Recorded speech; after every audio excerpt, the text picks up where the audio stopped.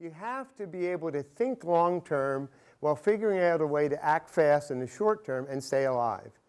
And I think for any kind of innovation, it's a tension on those two different levels.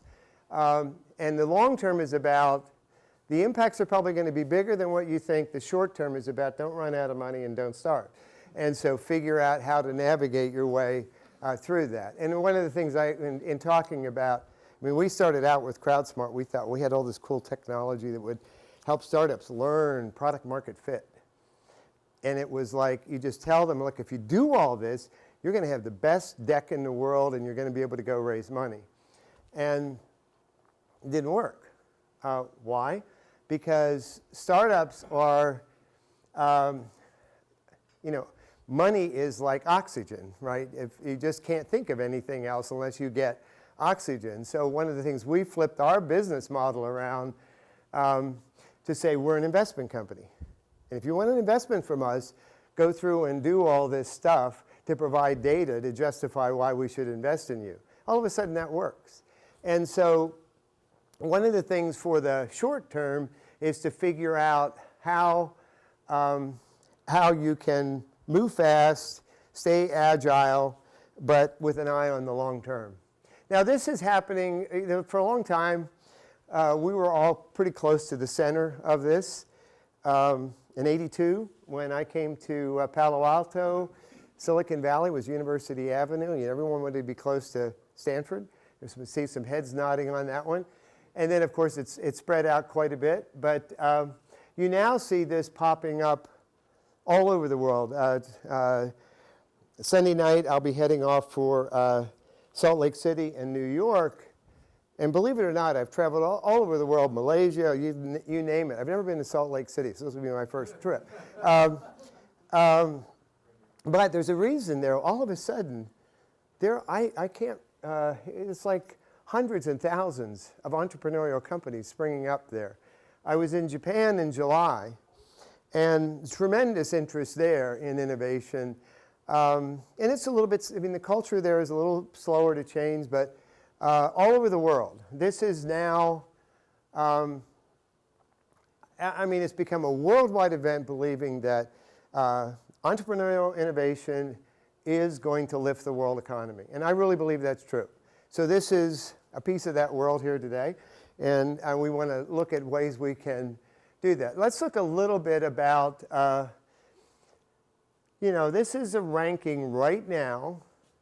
I'll also be in New York next week. And this is very, very, very active. I'll be in Boston in October. And so what you can see is in Southern California, for some of you, I think some of you live down in Southern California, this is really developing rapidly. And probably, sadly, Grass Valley is lumped in with Silicon Valley. So you can at least claim you're part of the number one. And so, but you can see this as a worldwide phenomena. Now, some of the things that make this interesting, and I would say this for some of the people who are here looking at as a regional economic development issue, what are some of the things that affect the ability for the ranking of these different areas? Well, clearly, it's talent. And notice that Silicon Valley is number 2. Look at who's number 1 emerging, Singapore. And I think that has to do with an incredibly innovative educational system. So the regional characteristics, the educational system, the ability for people to have learning centers are very, very important. They're going to change this map. France, the joke used to be, entrepreneur is a French word the French don't know anything about. And now that's not true anymore. I hope I didn't offend anyone here.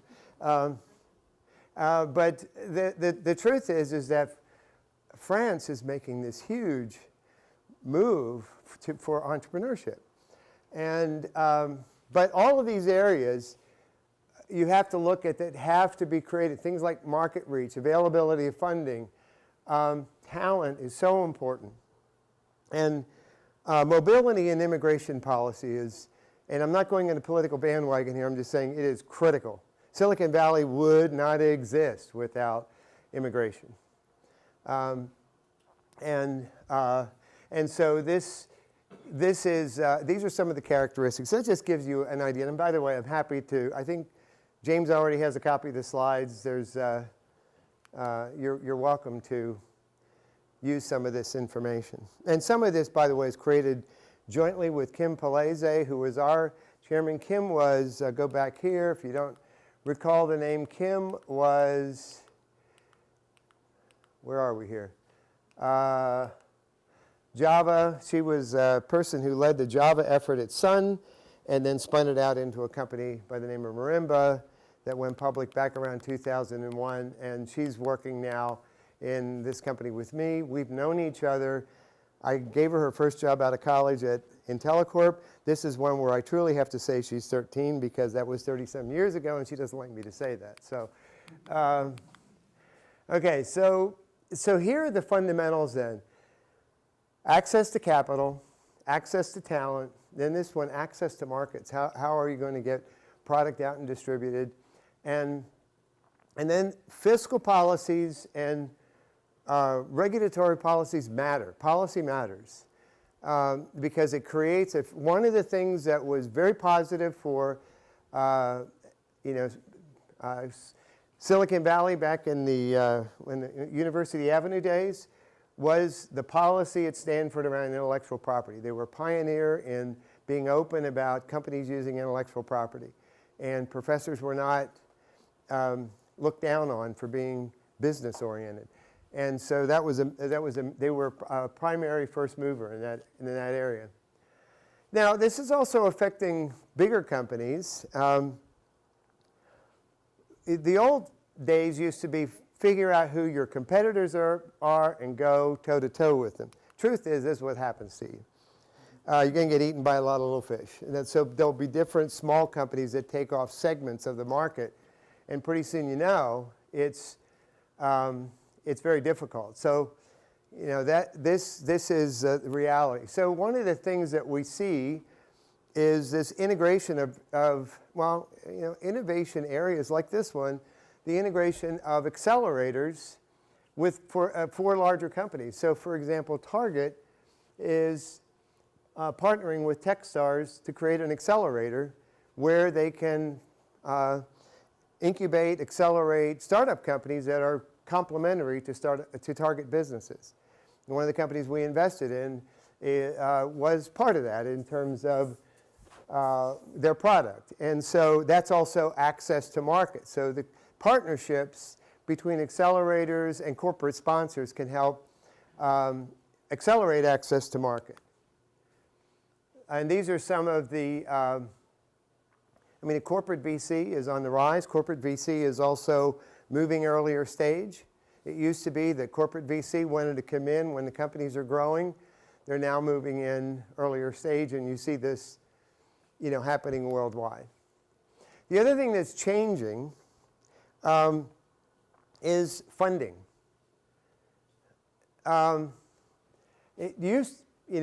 This was my former life. You'd go out and you'd raise a Series A. That's the first thing you would do, and then you would take it from there and grow a company. Well, that's not around as much. And then what you see now is multiple seed rounds and a lessening of, Series A's are getting really big, but this role of early stage seed funding, and the reason I mention this can often be much more regional. So I think Sunday night I'm having dinner with the head of Park City Angels. So that you have regional groups, university alumni groups that form. So you have Wharton Angels, you have Wolverine Angels, you have Princeton. I forget what it's called, but I'm going to an event with, Princeton has an angel group. So angel investment groups have become, kind of part of the regional or university infrastructure, where people get together and they look at investments that they want to participate in. Now let's look at the challenges. Now I'm going to flip it around a little bit, and this is where the technology part comes in. Let's look at how do you find the companies that are worthy of investment? How do companies that are worthy of investment find investment? So who are better predictors? Seasoned experts or a diverse collection of individuals, maybe like yourself? Okay, that was a lead-in question. Here is, you may know this already. You probably know the one about IBM saying or Thomas Watson, no more than 5 computers needed. This is a good one. There's no reason for any individual to have a computer in his home. That's Ken Olsen. That was the hero of Bill Gates and a lot of people. He was my hero when I was younger as, technology leader. But guess what? He did not guess the personal computer. This is even better. You invent the Ethernet and then say that it's just not going to go anywhere. Now, the fun part about this, guys, is that about right around that time, he was working, this is when he predicted it would happen. This prediction was made somewhat earlier. It was probably around 92, 93, when it was, the internet actually initially became commercially available like late 80s, 88, 89. And so you had a few years there where pundits could say things like this. And the fun part, though, was Metcalf went off and worked for IDG.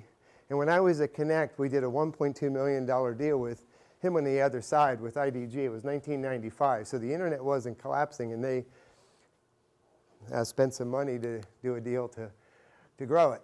Okay, so what we believe, and this has a real scientific basis to it, is that collective intelligence, is this a new word for, how many people is this a new word for, collective intelligence? You've heard wisdom of crowds, right? Okay. The difference between wisdom of crowds and collective intelligence is, with wisdom of crowds, it's about how can, 100,000 people guess the weight of a cow, right? And it's just the law of numbers. It actually, by the way, works. The difference with collective intelligence is you know something about the individuals in the group, and you know something about diversity. And it turns out you can do experiment after experiment after experiment, and you can show that a diverse group of individuals with properly educated backgrounds, etc., can outperform any individual expert. I'm going to give you a couple of pieces of data on that. Back in the 80s, a guy named Philip Tetlock, and by the way, if you want to read about this, read the book Super Forecasting by Philip Tetlock. Have anyone heard about that here? Yeah, okay, cool. And what he did was he talked to 300 experts. This is in the 80s. He's at Berkeley. And he got them to do predictions about political events and a bunch of economic events and a bunch of things like that. 20 years later, he decided to evaluate their predictions. Now, in his book, he refers to it as them being about as accurate as a chimpanzee throwing darts, because it turns out it was random. Now, because I gave this talk initially in Japan, I didn't do the chimpanzee thing. I did the dice at the beginning of this. So it is random. So it turns out that it simply, the idea of relying on pundits is probably not a good thing. But another experiment that was done, this was done by IARPA, which is the, think of it as the information side of DARPA, meaning NSA, CIA agencies. They did a contest where they took diverse groups of people to look at intelligence data, read newspapers, etc., make predictions about political and terrorist events, things of that sort, and they put them up against the very, very, very best analysts in the NSA and CIA. And guess what? Every group beat the top experts. Philip Tetlock's group did the best of all. And so the bottom line is, I won't belabor that anymore, but this notion of you're going to make an investment, don't rely on, it's not here, what John Doerr says, or what, pick any other name. They may be really good at some things they pick, but if you want a reliable way of understanding investments and be part of a collective group that looks at it with different perspectives, and it has to do with your background, your training, because when people look at a problem from different angles, different perspectives, they ask different questions. And when you make sure that you ask all those different questions, you're much more likely to make a great prediction. And so that's what I'm doing now. We have a platform that allows startups to get funded by going through a process. We have about 1,300 expert investor types growing, and if you're welcome to become part of that community. And what we are able to do is take companies that come in from accelerators, universities, and other sources, and we put them through a process that involves a diverse group of individuals, and they do things like they rank and rate the company. But most importantly, we want to know, what are their reasons? What are they thinking about when they say this? How do they collaborate with each other on the reasons? Do you agree with this person's idea, that person's idea? And so what our technology is able to do is extract all that knowledge and put it into a knowledge model, and then out of that make a return on investment prediction. Now, I'll say a little bit more about that, but the evaluation team typically is around 20 to 30 people of different backgrounds. I could give some descriptions to you. Some are practice fund managers. Some have been former VC partners. Some are just well-educated individual investors. Some just have expertise that they provide on the companies without being investors. We then allow the individuals who do the valuation, if they want, to make an investment alongside of us in that company. We then have a fund. We put in money as well. And so what we do with that, and this is where the AI part comes in, is we're doing a couple of things. One, we're using a search engine-like technology to search for the group clustering of ideas. That is, what's the most important thing that makes this company hot?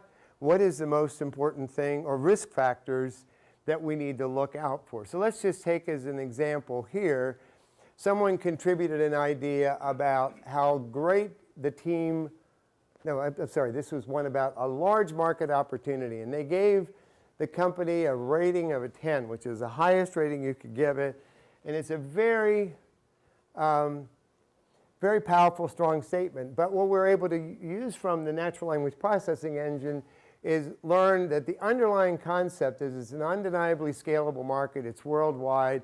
This is shared by a number of people within the evaluation team. However, speaking of diversity, there are some others who are concerned about the market timing risk. So here's a large market opportunity. Will the company have enough money and time to address that opportunity? So that's an example of diversity. These individuals rated it about a 2 rather than a 10. So that's what I mean by diverse sets of opinions. Now, it turns out this company did get an investment because this outweighed this. And we were able then to make an investment. And then this goes into a classifier. So the idea here is you want to swim through the red to get to the blue. Blue means it's investable. It has a high return on investment. This means work still needs to be done by the startup to get there. Now, what that also means is that the startups are given feedback from the evaluation teams that allow them to recast their story, maybe go home and do some more homework, and come back into the system and get re-rated. We're about to have that happen with another company that has a very, very interesting idea, but their initial time out, they didn't get their story as clear as would have been desired. Now, the startup themselves, they get to see all this feedback, so they're able, as I mentioned, to be able to look at that and learn what they need to do. So these are, for example, the top ideas of people who gave them scores like 2, whoops, there we go, 2, 4, or 7. These are people who gave scores like 10, 8, 9, 10, 10. So you can say, here's where we're getting really good resonance with investors. Here's some problems that we have to deal with. And there's a dialogue then that goes on between potential investors and the startup. So in terms of looking then at,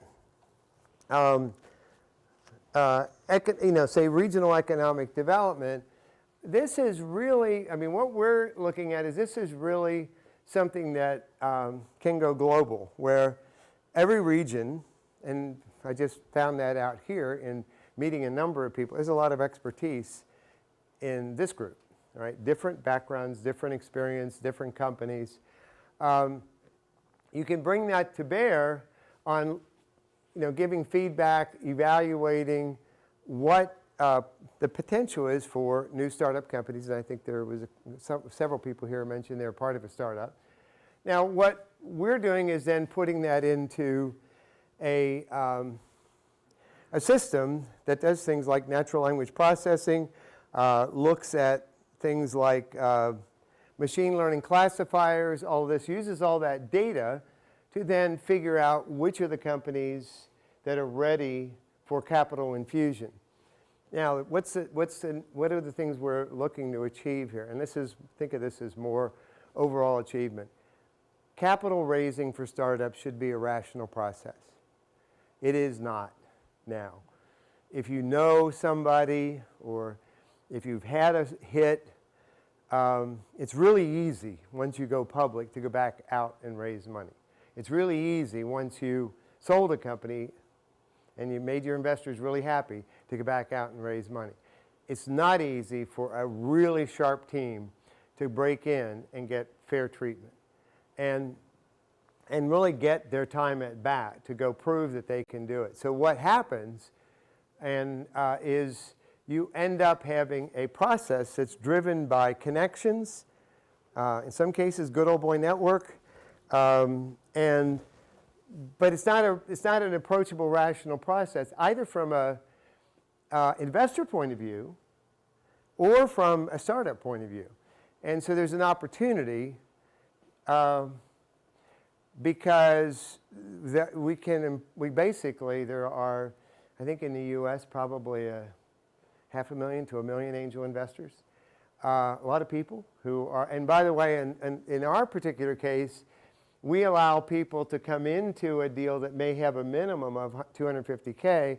If they evaluate, they can come in and invest in a company for $1,000. So we're not going full credit. You have to be an accredited investor, by the way. But the idea is you open up so that you can create more rational free flow of capital to the companies that need it, or the companies that deserve it. And you also create for startups a way for them. I mean, I will tell you, I've raised between public and private over $150 million, and it is not a rational process, even in the public market. I mean, the investment bankers, and they literally use these words, their ducks are quacking, we need to feed them. In other words, there's demand in the market, and so you just go out and do it. I mean, we did the IPO for Connect. We were not ready to go public. But the ducks were quacking, and so we were pushed out in to do that. And, or if you're raising venture money, people will be nice to you because no one wants to be mean to a startup. Startups are puppies, or if you're a cat lover, they're kittens. But no one likes to be, just be nice. But being nice, if you're going through a loan against your house or something else, it's really painful for you to have people be nice to you and not give you money. It can be disastrous. So being nice is not, the idea is give transparent, honest feedback. That's what, it may well be you have a lousy idea. And it's good to know that and move on, because you're going to hurt yourself. And so the idea of both sides of this is to create an environment where startups have a rational approach to funds and investors have a way of having transparency and collective due diligence to make the best investments. Well, I didn't do too bad. I didn't make 40 minutes, but I made about 45. So I'm ready for questions. Thanks.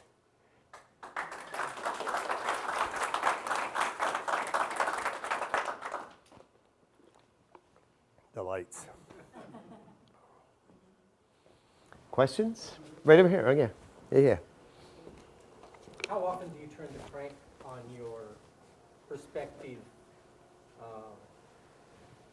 As they say in politics, you should never see how politics or sausage is made. The same is true with startups. How often do you put them through the mill? Well, typically, there's a lot of things we look for right now. So we're a startup ourselves. In fact, my favorite cartoon in the New Yorker was this guy at a party. I'll get back to your question. I just have to tell the story. This guy at a party who said, I am in a startup that helps startups start up. There you go. What typically for companies that come to us, we pre-qualify. And so think of when we put a startup in front of the community of a couple thousand people, we have them curated first. So typically when they go live, it's more like, this is a TV show that's going to get a rating. And so far, I think the most companies have gone through it is maybe twice, because there's only so many times you can do that. But in most cases, what causes a company to go through a second time is go-to-market issues. It's that short-term thing. Because if you look at early-stage investors, there's only one thing that keeps you awake at night. You don't want to be the person putting in money to a company that runs out and dies, right? That's just that's the thing you want to avoid more than anything else. And so we spend a lot of time looking at adequate cash to get to the next, is it a believable next step? So one of the things that startups are looking for is knowledgeable investors. We absolutely, part of the thing that's cool about angel investors, I'm just going to give you a specific example. I'm going to be beelining out of here tomorrow morning at 6 a.m. to make a meeting with a guy at 9-ish because he made a lot of money on blockchain. We are looking at another blockchain investment. He is here to help this company really understand the ropes, and he's also going to be an investor. So one of the things we score on, I'm really so glad you brought this up, one of the things we score on is this investor, are the investors that have come in so far right for the company? Can they provide them the expertise, the network connections, all the other things that they need to propel the company? It's a very, very important factor, and in fact it rates as one of the highest predictors of the success of a company. There was a guy up in Oregon who did a look at several thousand angel investments. And one of the top 3 things he found is the quality of investors. Did they provide knowledge and network to help the company? So it's very, very important. And that comes out of the community then. Yeah. Question for you. So how do you monetize your services off the back of what gets funded? And what's the average range of funding? So we do not charge the startups. Right now, if you are an angel investor evaluating, we don't charge you. We are going the typical path of raising a fund, and it's purely fund economics for us. So management fee on the fund and carry. So in a sense, we say we're a technology-based investment firm. So the business model is investment. What we want to do, our goal, is to do this for not only, we do like a company a month now, we want to get to being able to do order of 100 companies a month. 1,000 plus companies a year, putting billions of dollars to work at that, and without having a bazillion investment partners. Do it all with the system and the community. So what kind of range of funding do you typically provide? We are typically going, we started smaller, we will go small to larger. So in the beginning it was 50, we're now doing 70 to 150, we'll soon be moving to 250. So that's all that's all training data. As we get more data and we get more trust, and so far, I mean, I've personally done a small investment along everything the system recommended, and I wrote the code for the system. If I'm wrong, I'm going to be probably looking for a little cabin up here somewhere. So, So how do startups find your company? very good question. So we kind of go where there's a flow of companies. So we work a lot with UC Berkeley. We work with Stanford. We're making connections into, I mean, that's where some of these angel investment groups coming out of university groups, Princeton entrepreneurs, and then you have the regional accelerators. So we have a small sister organization that just goes through and looks at accelerators as to their quality. Do they turn out, who turns out the highest percentage of companies that go on to get a Series A? And as soon as we locate that, then we move in and form a close relationship with those accelerators. So we're typically getting companies that have been pretty curated already. Our commitment to our investment community is to produce really highly curated companies. Now we're starting, because people hear about us, we're probably within the last week I've gotten 3 companies coming at us that they're all 4 actually, they're all good quality. So we're getting more of that. And also then our investor group partners say, hey, we're looking at this deal, why don't we take it through this system? Because most angel investment groups do not have a good data-centered scientific way to go through evaluate an investment. So a lot of people bring their deal flow to us. You're more an angel investment group versus a venture capital. That's right. We are in the, well, we think it's all changing a lot, but yes, we do early stage. So our sweet spot is if you've raised at least we don't do pre-seed, so it's seed, at least $500,000 that you're on your way to $1 million or $1.5 million. And sometimes it's second seed. We do a number of second seed deals. We will be starting to do Series A soon. So we will move up the scale. Yes, oh, go ahead. Sorry, So, right here. He'll turn the lights out if I don't give it to At him. what point what would you have to do before you can pitch your idea? Can't do 2 things. I'm sorry. Now you keep moving on. What would you have to I do? mean, how do you prepare? You got the next great idea, let's say, Well, so and you want to pitch that to get investment. So what we would look for you to have already probably raised some friends and family or pre-seed money.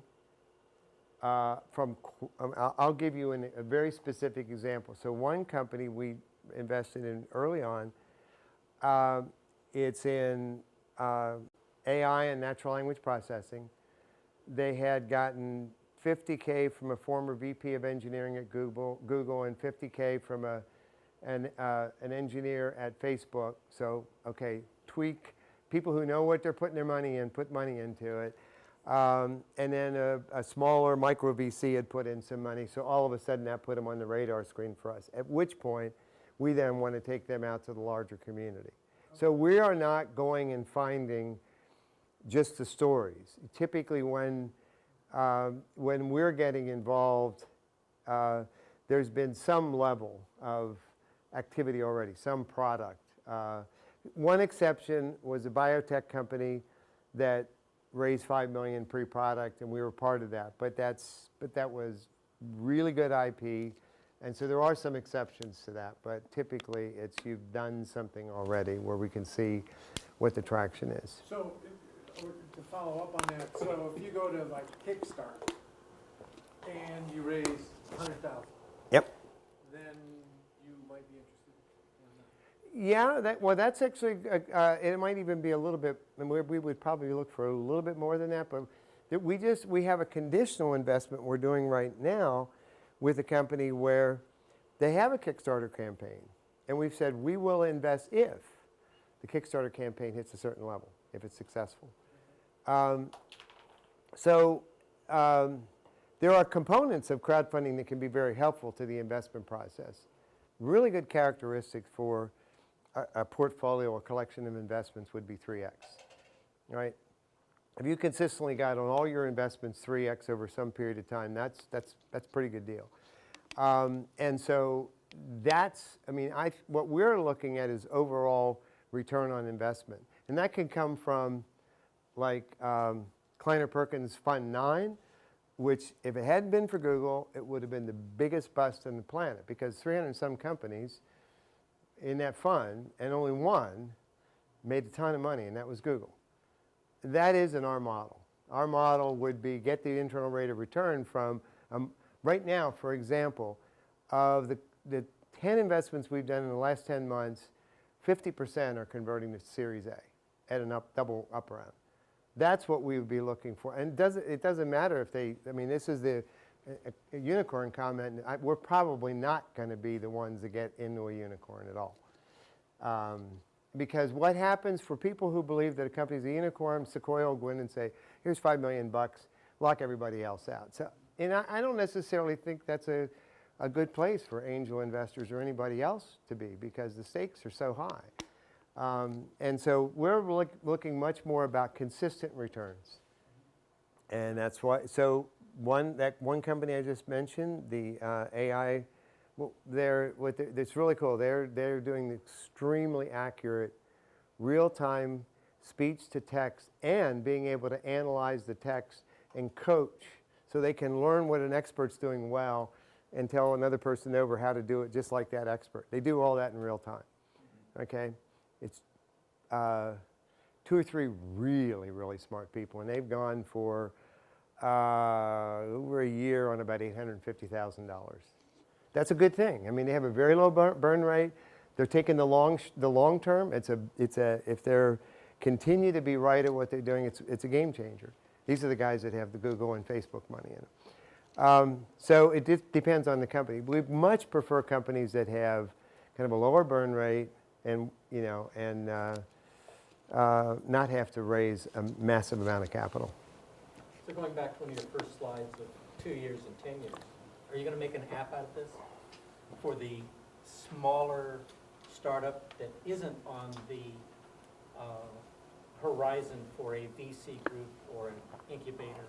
There are a number of very early stage friends, family, fool groups that could make great use of yours. No, I think or internationally.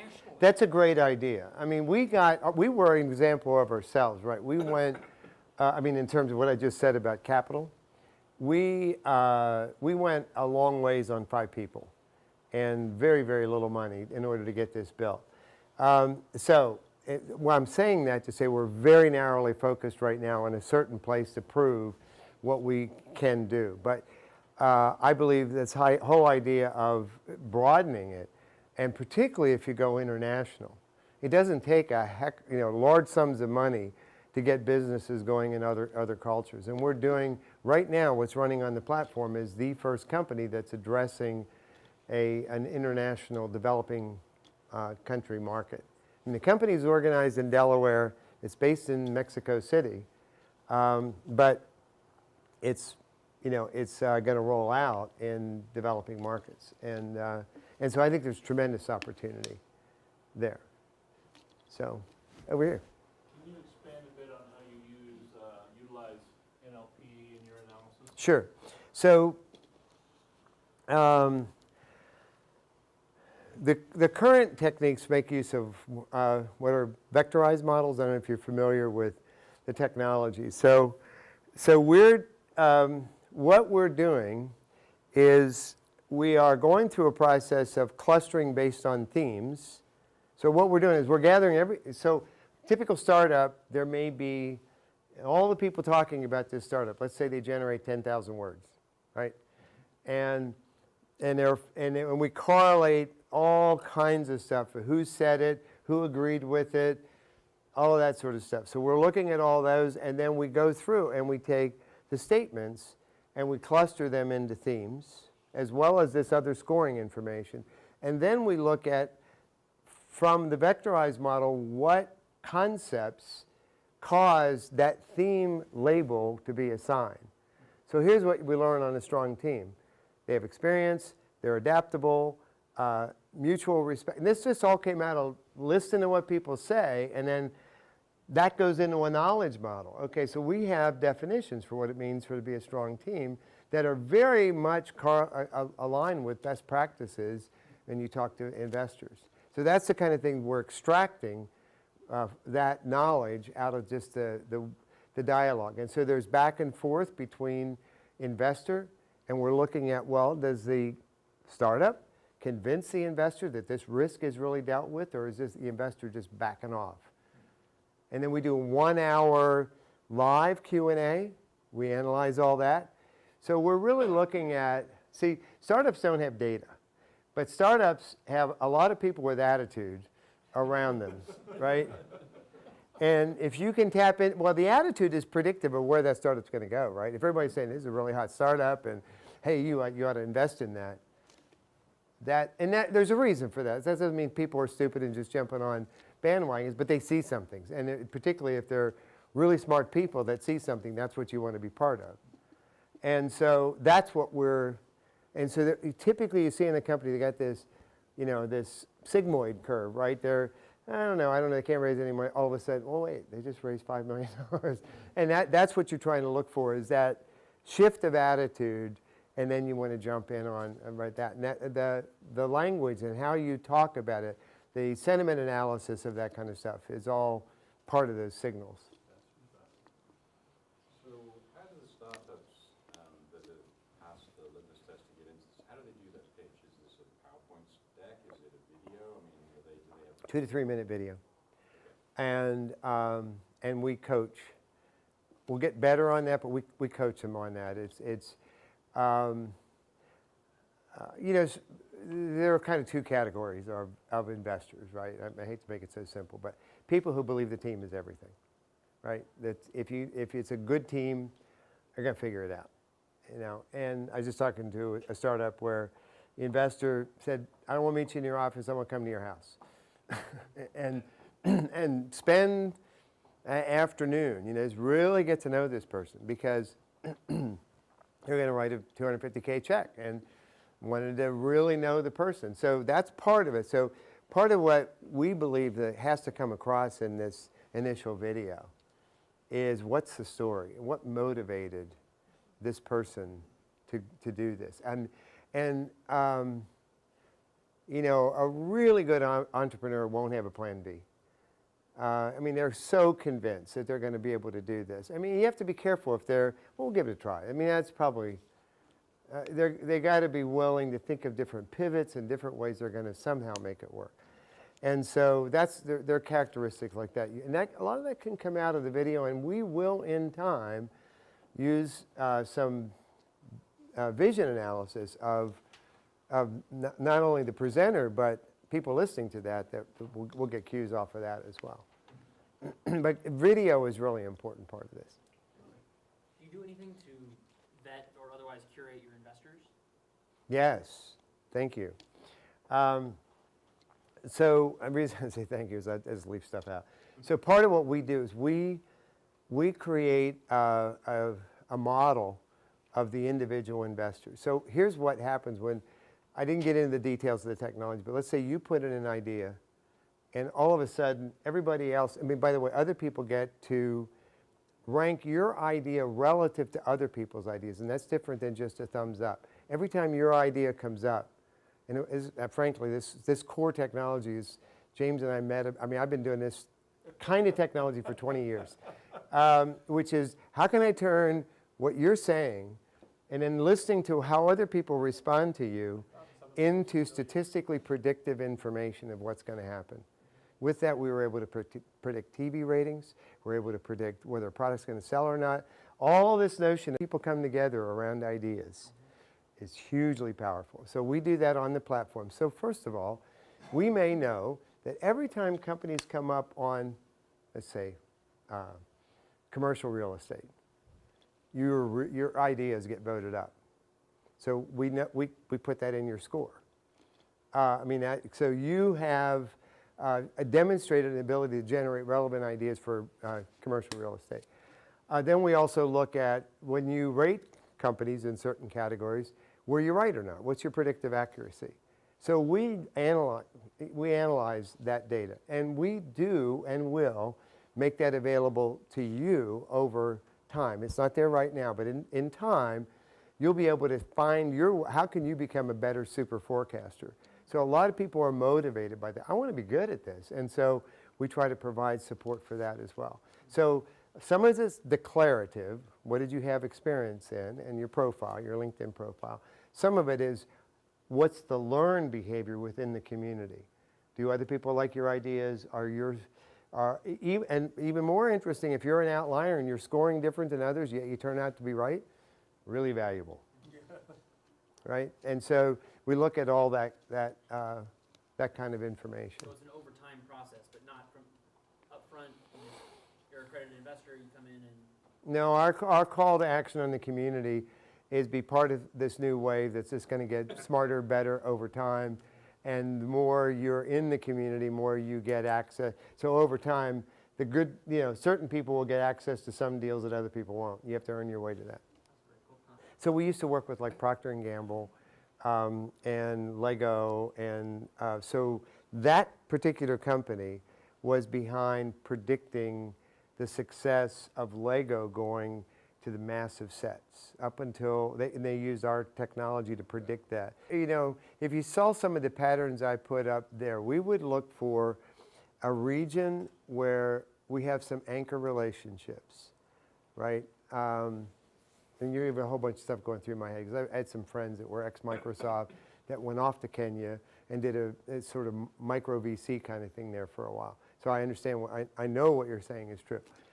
I had another company I talked to about, maybe a year ago, where they were kind of doing this whole really cool music thing that they were going to do across Africa. So there's a lot of opportunity there. But for us, we only go in if we have a partner that is linked in to the culture, government potentially. So in Japan, we just launched in Japan.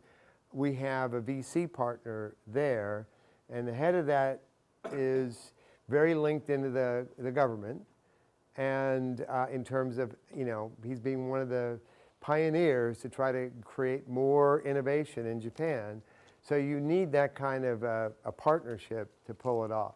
I mean, if you know people to talk to there, we'd be open to talking. But the places we're looking at right now is probably a place like Israel is very dynamic. This is a worldwide opportunity. And I know the Chinese are throwing billions and billions of dollars at this. One of the accelerators, if there's an accelerator in the Bay Area that people don't know a lot about, TechCode. TechCode is they've got accelerators worldwide.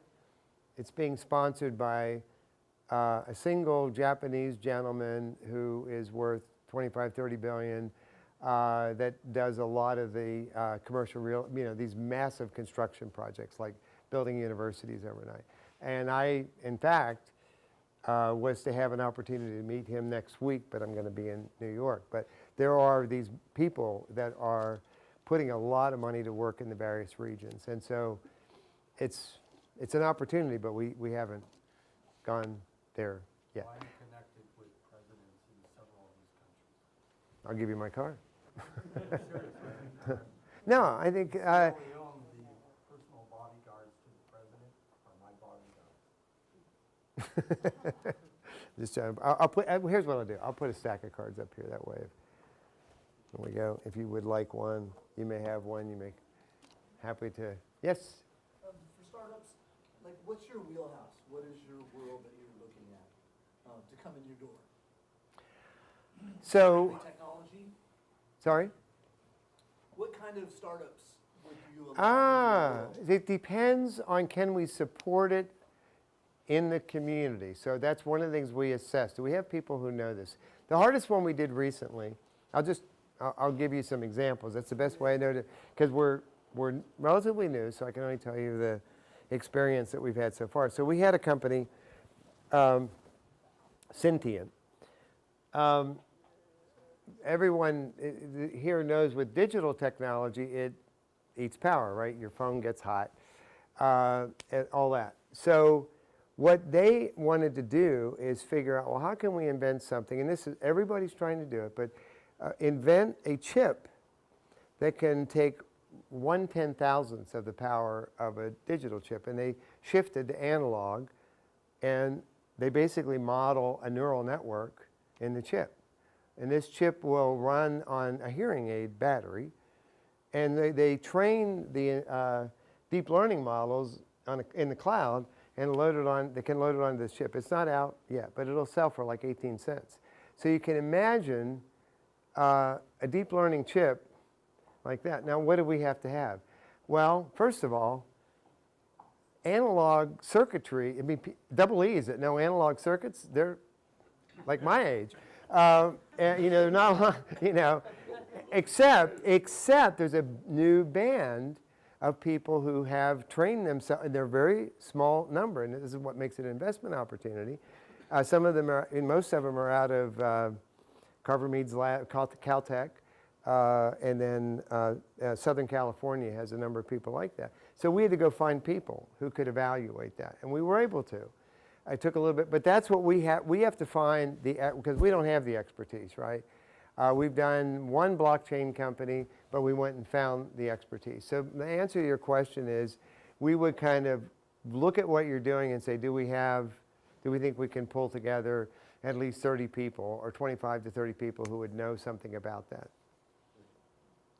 At least, and out of that 25, 30, 3 or 4 that really know something deeply. You will have people who say, well, I'm going to trust, the few people who are on that, and they can ask questions and get comfortable with that. Do you consider remote teams at all? Remote? Teams that are remote distributed? Or do you want the team that's... No, we don't have any requirement on that. We're kind of remote ourselves. I mean, not completely, but we have a few people in Southern California. We're in San Francisco. These days, I don't know that. The only thing, again, we would not make that. We would kind of look at it and say, is the community going to like this? But at the end of the day, it's up to the people in the community to judge it. We just try to prejudge a little bit. Do we think it's going to fly? It's like, content. We do a little curation of the content we don't want to put out. But I don't know that people worry a lot about that right now, because everyone knows that Slack, and you got all the tools that you don't really, you don't need to all be in one place.